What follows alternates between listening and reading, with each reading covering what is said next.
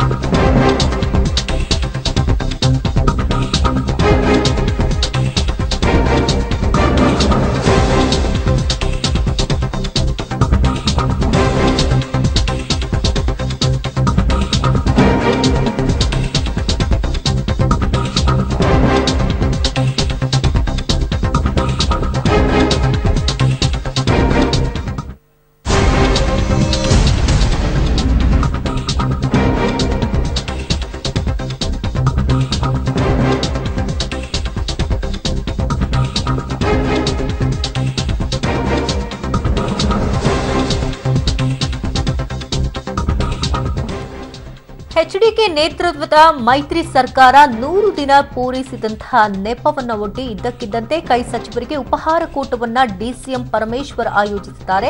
ನಾಳೆ ಬೆಳಗ್ಗೆ ಬೆಂಗಳೂರಿನ ಖಾಸಗಿ ಹೋಟೆಲ್ನಲ್ಲಿ ಉಪಹಾರ ಕೂಟವನ್ನ ಏರ್ಪಡಿಸಲಾಗಿದೆ. ಕೆಪಿಸಿಸಿ ಅಧ್ಯಕ್ಷ ದಿನೇಶ್ ಗುಂಡೂರಾವ್, ಕಾರ್ಯಾಧ್ಯಕ್ಷ ಈಶ್ವರ್ ಖಂಡ್ರೆಗೂ ಕೂಡ ಈಗಾಗಲೇ ಆಹ್ವಾನವನ್ನು ಕೊಡಲಾಗಿದೆ. ಸಿದ್ದರಾಮಯ್ಯರ ವಿದೇಶ ಪ್ರವಾಸದ ಹೊತ್ತಲ್ಲೇ ಪರಮೇಶ್ವರ್ ಉಪಹಾರ ರಾಜಕೀಯವನ್ನ ಮಾಡ್ತಾ ಇದ್ದಾರಾ ಅನ್ನುವಂತಹ ಪ್ರಶ್ನೆ ಕೂಡ ಸಹಜವಾಗಿ ಕಾಡ್ತಾ ಇದೆ. ಯಾಕಂದ್ರೆ ಶಕ್ತಿ ಪ್ರದರ್ಶನಕ್ಕೆ ಏನಾದರೂ ಉಪಮುಖ್ಯಮಂತ್ರಿ ಪರಮೇಶ್ವರ್ ಮುಂದಾದ್ರ ಅನ್ನುವಂತಹ ಪ್ರಶ್ನೆ ಇದು. ಡಿಸಿಎಂ ಉಪಹಾರ ಕೂಟದಲ್ಲಿ ಕಾಂಗ್ರೆಸ್ನ 16 ಸಚಿವರು ಭಾಗವಹಿಸುತ್ತಾರಾ ಅನ್ನುವಂಥದ್ದು ಕಾದು ನೋಡಬೇಕು.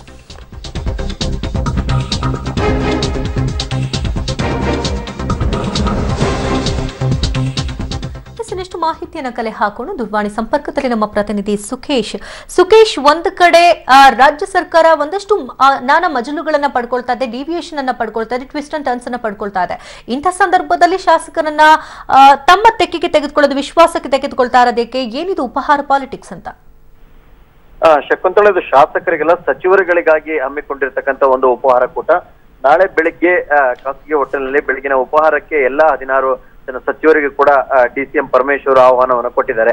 ಅಂದ್ರೆ ಪ್ರಸ್ತುತ ರಾಜಕೀಯವಾಗಿ ಆಗ್ತಿರುವಂತಹ ಬೆಳವಣಿಗೆಗಳಿರ್ಬೋದು, ಸರ್ಕಾರದ ಮಟ್ಟದಲ್ಲಿನ ಕೆಲವೊಂದು ಬೆಳವಣಿಗೆಗಳು, ಇವೆಲ್ಲದರ ಬಗ್ಗೆ ಚರ್ಚೆ ಮತ್ತು ಮುಖ್ಯಮಂತ್ರಿ ಕುಮಾರಸ್ವಾಮಿ ಅವರು ಕಾಂಗ್ರೆಸ್ನ ಸಚಿವರಿಗೆ ಯಾವ ರೀತಿ ಸ್ಪಂದಿಸಿದ್ದಾರೆ ಅನ್ನುವಂತ ಮುಕ್ತವಾದ ಒಂದು ಚರ್ಚೆಯನ್ನ ಮಾಡುವಂತ ಅವಕಾಶ. ಹಾಗಾಗಿ ಡಿಸಿಎಂ ಆಗಿರ್ತಕ್ಕಂಥ ಪರಮೇಶ್ವರ್ ಅವರು ತಮ್ಮ ನೇತೃತ್ವದಲ್ಲಿ ಒಂದು ಉಪಹಾರ ಕೂಟವನ್ನ, ಅದರಲ್ಲಿ ಪಕ್ಷದ ವತಿಯಿಂದ ಕೆಪಿಸಿಸಿ ಅಧ್ಯಕ್ಷರು ದಿನೇಶ್ ಗುಂಡೂರಾವ್ ಮತ್ತು ಕೆಪಿಸಿಸಿ ಕಾರ್ಯಾಧ್ಯಕ್ಷ ಈಶ್ವರ್ ಖಂಡ್ರೆ ಇಬ್ರು ಕೂಡ ಭಾಗವಹಿಸ್ತಾ ಇದ್ದಾರೆ. ಅಲ್ಲಿಗೆ ಸ್ಪಷ್ಟವಾಗಿ ಸಚಿವರಿಗೆ ಸಂಬಂಧಪಟ್ಟಂತೆ ಯಾವೆಲ್ಲ ಒಂದು ಅಂದ್ರೆ ತೀರ್ಮಾನಗಳಾಗಬೇಕಾಗಿದೆ ಅಥವಾ ಮುಖ್ಯಮಂತ್ರಿಗಳ ಸ್ಪಂದನೆ ಹೇಗಿದೆ ಅಥವಾ ಕಾಂಗ್ರೆಸ್ ಸಚಿವರ ಕಾರ್ಯವೈಖರಿಗೆ ಯಾವ ರೀತಿ ಸ್ಪಂದನೆ ಸಿಗ್ತಿದೆ ಸರ್ಕಾರದಿಂದ ಅನ್ನುವಂಥದ್ರ ಬಗ್ಗೆ ಎಲ್ಲ ಕೂಡ ನಾಳಿನ ಒಂದು ಉಪಹಾರ ಕೂಟದಲ್ಲಿ ಚರ್ಚೆ ನಡೆಯುವಂತ ಸಾಧ್ಯತೆ ಇದೆ. ಶಕುಂತಳ, ಅಂದ್ರೆ ಏನ್ ಉದ್ದೇಶ ಈ ಉಪಹಾರ ಕೂಟದ್ದು, ಹಾಗೆ ಈ ಉಪಹಾರ ಕೂಟದಲ್ಲಿ ಎಷ್ಟು ಜನ ಸಚಿವರು ಭಾಗಿಯಾಗಬಹುದು ಅಂತ?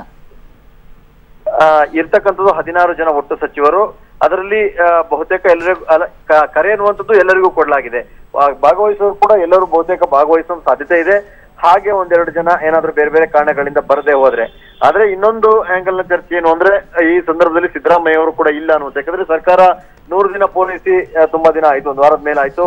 ಸಿದ್ದರಾಮಯ್ಯರು ಕೂಡ ಇದ್ರು, ಆ ಸಂದರ್ಭದಲ್ಲಿ ಕರೀಲಿಲ್ಲ. ಬಹುಶಃ ಸಮಯಾವಕಾಶ ಆಗ್ಲಿಲ್ವಾ ಅಥವಾ ಈಗ ಕರಿಬೇಕಂತಿದೆಯೋ ಗೊತ್ತಿಲ್ಲ ಪರಮೇಶ್ವರ್ ಅವರಿಗೆ. ಹಾಗಾಗಿ ಈ ಸಂದರ್ಭದಲ್ಲಂತೂ ಅವರು ಕರೆದಿದ್ದಾರೆ. ಸಿದ್ದರಾಮಯ್ಯವರ ಗೈರು ಹಾಜರಿ ಸಂದರ್ಭದಲ್ಲಿ ಸಚಿವರುಗಳನ್ನ ಒಂದೆಡೆ ಸೇರಿಸಿ ಒಂದು ಉಪಹಾರ ಕೂಟಕ್ಕೆ ಸೇರ್ತಾ ಇರುವಂತದ್ದು ಸಾಧಾರಣವಾಗಿ ರಾಜಕೀಯದಲ್ಲಿ ಬೇರೆ ಬೇರೆ ಲೆಕ್ಕಾಚಾರಗಳೇನಾದ್ರು ಇದಾವ ಅಂತ ಅನುಮಾನ ಮೂಡುವಂತ ರೀತಿ ಕೂಡ ಇದೆ. Shakuntala, okay, thank you Sukhesh ತಮ್ಮೆಲ್ಲ ಡೀಟೇಲ್ಸ್ಗಾಗಿ.